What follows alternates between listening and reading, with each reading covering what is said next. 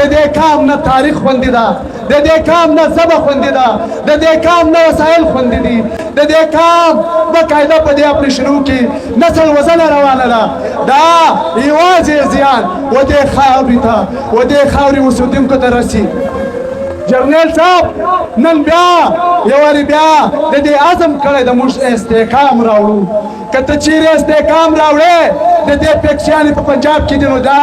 ته راګرځې له پنجابه راځي بیا هلته ختم کال ته دلته په پښتون بیلټ کې ته راګرو ته دا خاوره دا وطن تا په لاس ورکړی ده، تا ورښودلی ده چې دلته به ځې ته راټک په هاخوا باندې به جګړه کوې. موږ نور دا نړیوالې جګړې دا نړیوال مفادات موږ نه د امریکې منو نه د چین منو او نه د پاکستان د دې اشرفیه او د دې پوځیانو منو. ملګرو اته میاشتې کېږي نه میاشتې کېږي په ډیورنډ کرښه باندې ولسونه ناست دي. د هغوی غوښتنه ده چې موږ دلته یو کاروبار کوو، یو غوټه وړو یو غوټه راوړو او جرنیل او د جرنیل سره ملګري د IMF سره معاهده کړې ده. هغه معاهده د ایلیګل کاروبار په نامه باندې ده چې هغوی ورته ویل ستاسو غیر قانوني کاروبار چې د هغه ختم کړي. که څوک د ایلیګل کاروبار پوښتنه کوي راسئ موږ یې دروښیو. دا جرنیلان دا ټول په ایلیګل کاروبار کې ښکېل دي، دا په انساني قاچاق کې ښکېل دي، دا په دې کرښه چې څومره کاروبار روان و دا جرنیلان پکې ښکېل دي. آیا د جرنیل سره ولې حساب نه کوې؟ هغوی سره ولې حساب نه کوې؟ ته د عام ولسونو په یوه غوټه باندې دي باقاعده اته نه میاشتې کېږي احتجاج ناسته هېڅ یې نه منې او بیا د دې احتجاج سره سره هرې ورځې پر بنیاد باندې باقاعده مرمۍ باندې چلې او هغه زخمیان کوي هغوی کې باقاعده شهیدان وکړل. په دې سیمه باندې کله د نړیوالو مفاداتو دپاره جنګونه راوړل کېږي، کله د جرنیلانو د مفاداتو دپاره دلته جنګونه کېږي. داسې کوم عزم استحکام دوی دغه اپریشن اعلان کړی ده دا هغه د تیرو اپریشنو او هغه د تیرو مفاداتو په لړ کې دوی باقاعده اعلان کړی ده او په دې کې جرنیلان یو وارې بیا د پښتون افغان خاوره د نړیوالو استعماري قوتونو دپاره او ورسره خصوصا د دې پاکستان د اشرفیه او ورسره د جرنیلانو د مفاداتو لپاره دوی پیل کول غواړي. تاسو فکر وکړئ دا عزم استحکام داسې کوم لفظ دوی راوړی ده دا هم دوی هسې دا لفظ نه ده راوړی. داسې کله چین و دوی ته دا خبره وکړه چې ستاسو په ریاست کې استحکام نسته، سټیبلیټي نسته، نو لہذا ما او تاسې کوم ټریډ په مخ وړو هغه دلته ممکن نه ده چې موږ یې پر مخ ووسو. بیا دې پوځي جرنیلانو د هغوی د مفاداتو او د هغوی د خوښې دپاره باقاعده عزم استحکام دغه لفظ چې ده دا الاټ کړ چې موږ ستاسو دپاره استحکام راوړو. خو سوال دا پیدا کېږي چې کله دغه قوتونو ته ضرورت و بیا جرنیل صاحب لګیا وو د دوی ریکروټمنټ یې کاوه، دوی یې دلته روزل او دوی ته یې دلته ځایونه ورکړي ول، اصلې ورکولې. نن جرنیل صاحب وایي چې موږ ته د دوی ضرورت نسته. دا ګوره که موږ فکر وکړو دا د جرنیل د مفاداتو په مد کې جوړ شوي خلک دي. دا په یو غره باندې یو بغیر وردی والا کس ناست وي، یو د وردی والا کس ناست وي، د دواړو مفادات یو دي، دواړه د یو مفاداتو دپاره جنګېږي او دا خطه دا خاوره د هغه استعماري قوتونو د مفاداتو دپاره او جرنیل صاحب د ذات د مفاداتو دپاره کارول غواړي. دا خطه د تېرو 45 کلونو څخه د وار زون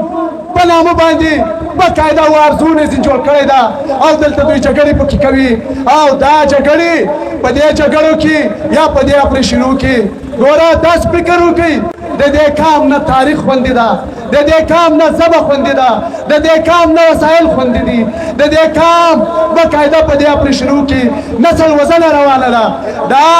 یوازې زیان و دې خاورې ته و دې خاورې اوسېدونکو ته رسي. جرنیل صاحب نن بیا یو وارې بیا د دې عزم کړی د موږ استحکام راوړو که ته چیرې استحکام راوړې د دې پیکشیانې په پنجاب کې دي نو دا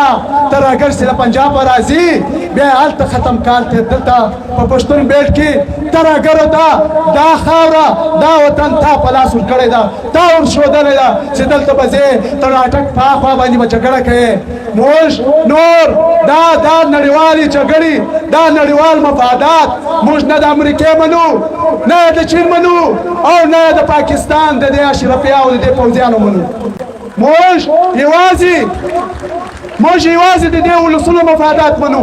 او موږ یوازې د دې ولسونو د مفادات لپاره ولاړ یو مزاحمت کوو هېڅوک به هم دلته دا فکر نه کوي دا فکر به نه کوي چې دا ولسونه د تیر په څېر باندې بیا دوی د جنګ خاشاک وګرځوي دا فکر د دوی پرېږدي بله خبره ملګرو 8 میاشتې کېږي 9 میاشتې کېږي په ډیورنډ کرښه باندې ولسونه ناست دي د هغوی غوښتنه ده چې موږ دلته یو کاروبار کوو یو غوټه وړو یوه غوټه راوړو او جرنیل او د جرنیل سره ملګري د IMF سره معاهده کړې ده هغه معاهده د ایلیګل کاروبار په نامه باندې ده چې هغوی ورته ویل ستاسو غیر قانوني کاروبار چې د هغه ختم کړي که څوک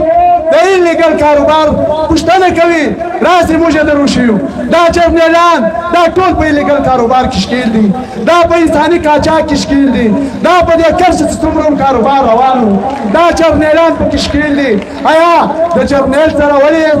احتساب نه کوې هغوی سره ولې حساب نه کوې ته د عام ولسونو په یوه غوټه باندې دي باقاعده 8 میاشتې کېږي احتجاج ناسته هېڅ یې نه منې او بیا د دې احتجاج سره هرې ورځې پر بنیاد باندې باقاعده مرمۍ باندې چلی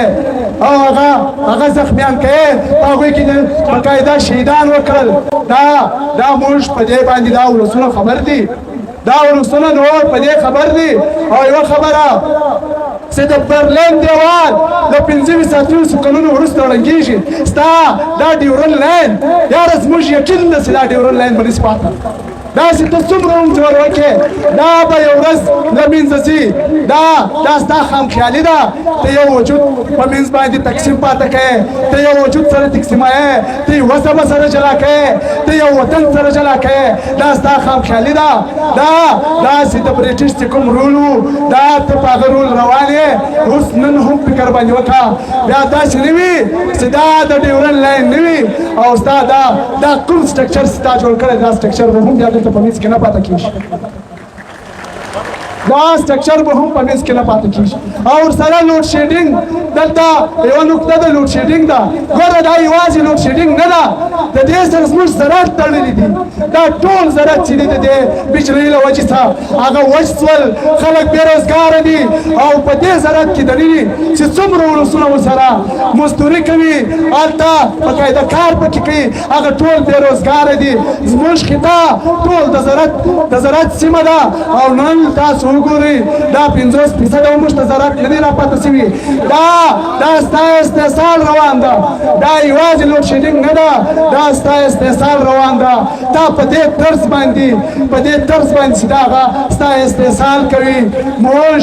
او دا خبره هم ورته کوو داسې کومه بجلۍ ته په موږ باندې خرڅوې دا بجلۍ هم د پښتون افغان د وطن ده دا هم زموږ د وطن ده دا دې سټیپ ته مو مه راوله چې سهار بیا دا تارونه موږ پرېږدو بیا پنجاب کې توره تاریکه جوړه کړو دې سټیپ ته دې موږ څوک نه دروي موږ د دې واک او اختیار لرو دا تارونه چې تا تېر کړي دي دا بجلۍ چې تا وړې ده د دې موږ اختیار لرو چې د خپل وطن لپاره یې وکاروو نور ستاسو وخت نه اخلم ډېره مننه